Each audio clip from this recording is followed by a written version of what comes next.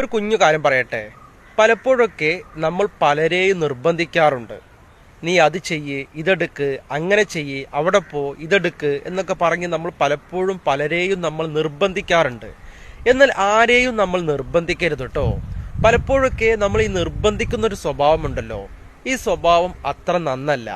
അതുകൊണ്ട് ആരെയും നിങ്ങൾ കൂടുതലായി നിർബന്ധിക്കേണ്ട ആവശ്യമില്ല.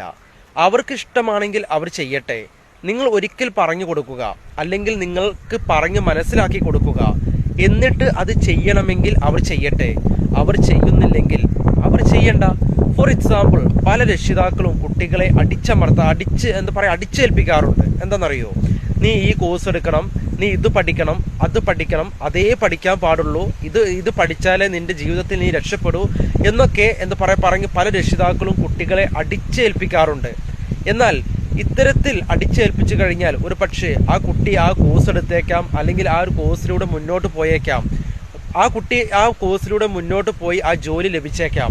പക്ഷേ അദ്ദേഹത്തിന് വേണ്ടത്ര സാറ്റിസ്ഫൈഡ്, വേണ്ടത്ര സംതൃപ്തി ആ ജോലിയിൽ കിട്ടിയില്ലെന്നേ വന്നേക്കാം.